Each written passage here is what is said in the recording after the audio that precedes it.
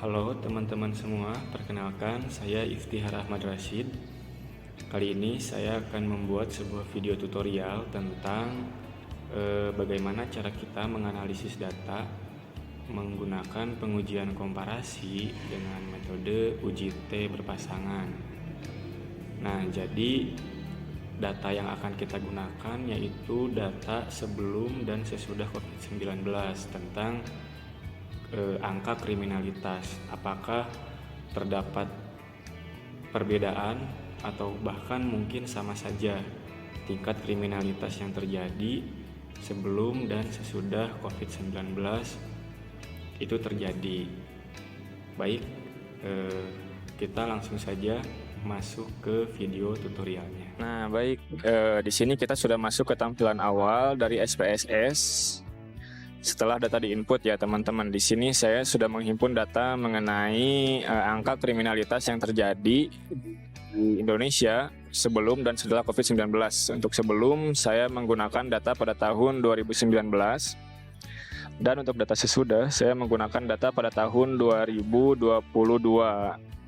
Yang dimana saya menganggap bahwa kedua data ini adalah relevan karena pandemi COVID-19 sudah tidak terlalu berpengaruh terhadap Indonesia pada saat itu.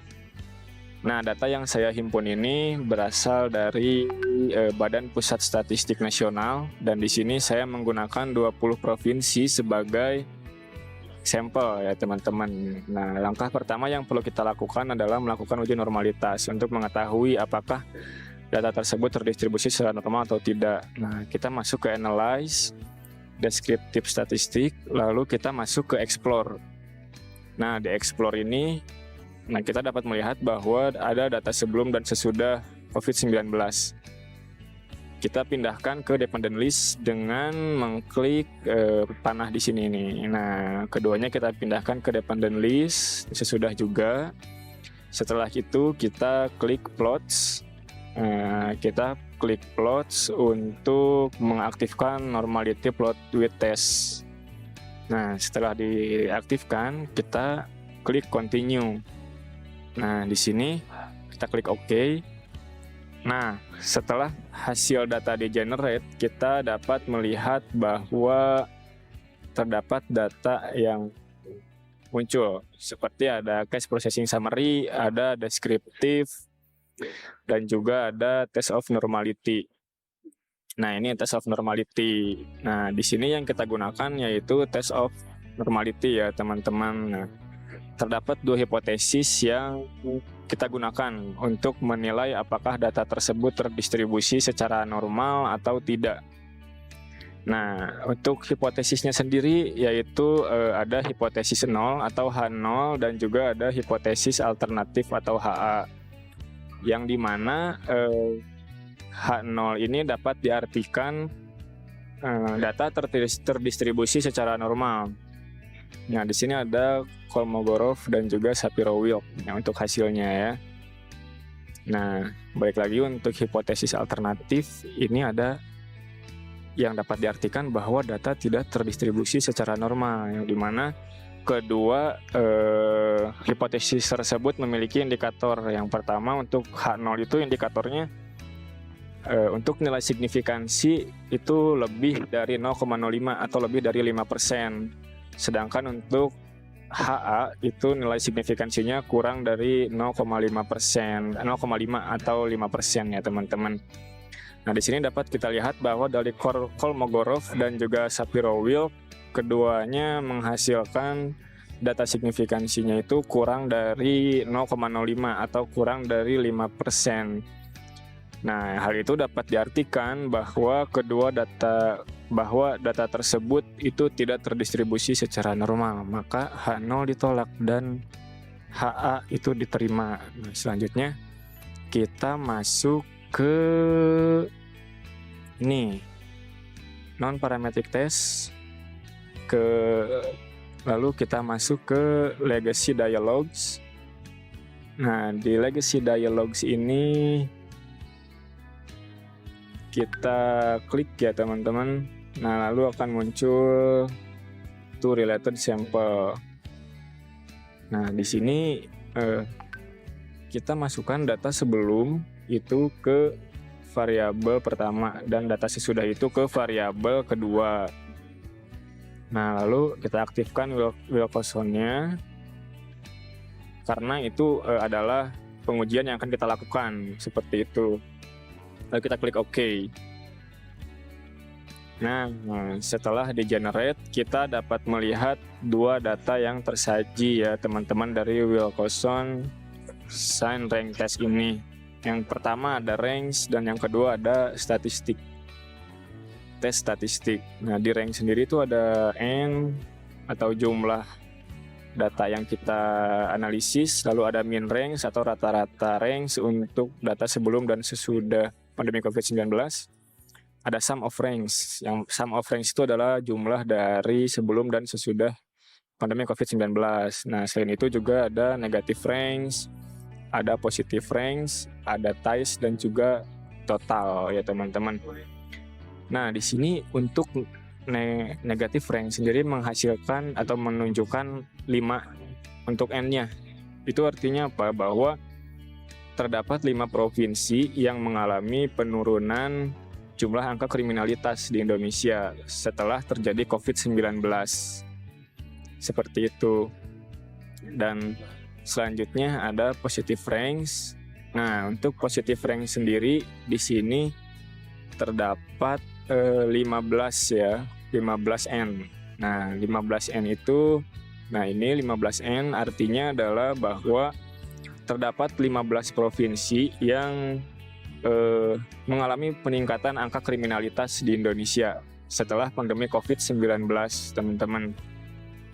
Nah, selanjutnya ada ties. Ties itu 0 di sini N-nya. Itu artinya adalah bahwa tidak ada provinsi yang memiliki angka kriminalitas yang sama dari sebelum dan setelah pandemi COVID-19, teman-teman.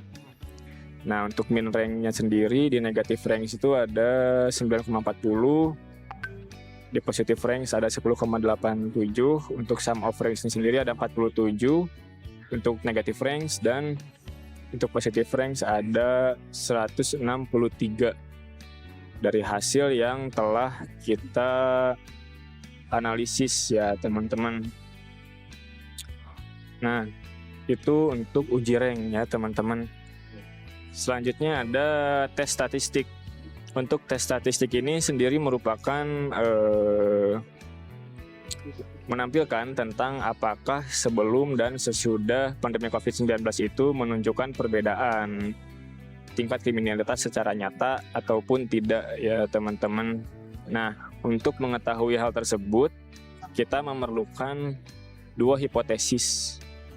Sama seperti tadi, ada hipotesis 0 atau H0 dan juga ada hipotesis alternatif atau HA, yang dimana H0 itu dapat diartikan bahwa kedua rata-rata populasi adalah identik secara nyata, yang artinya adalah bahwa tidak terdapat perbedaan antara sebelum dan sesudah pandemi COVID-19 mengenai angka kriminalitas yang terjadi di Indonesia.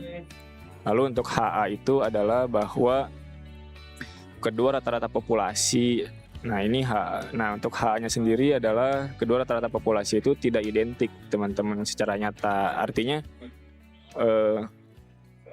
bahwa kedua ini dari sebelum dan sesudah pandemi COVID-19 ini tidak identik, terdapat perbedaan angka kriminalitas yang terjadi seperti itu. Keduanya ini memiliki indikator. H0 itu memiliki indikator bahwa ketika nilai signifikansinya itu lebih dari 0,05 atau lebih dari 5%, lebih atau sama dengan ya teman-teman. Dan untuk lebih dari 0,5 atau lebih dari 5%. Dan untuk HA ini nilai signifikansinya itu adalah kurang atau sama dengan dari 0,5. Nah, dari hasil ini kita dapat menemukan bahwa signifikansi rata-rata dari sesudah dan sebelum pandemi COVID-19 itu ada di angka 0,30, yang artinya bahwa sebetulnya terjadi peningkatan angka kriminalitas dari sebelum dan setelah pandemi COVID-19. Nah, dari hasil tersebut kita dapat melihat bahwa H0 ditolak dan HA diterima. Nah, kenapa? Karena kita bisa melihat juga di positive range-nya itu N-nya ada 15, yang artinya adalah bahwa terdapat 15 provinsi yang mengalami peningkatan angka kriminalitas di Indonesia dari 20 data yang kita analisis seperti itu, teman-teman. Nah, semoga video ini dapat membantu atau bermanfaat bagi teman-teman semua. Maafkan saya apabila terdapat kesalahan atau kekeliruan dalam menyampaikan hasil analisisnya.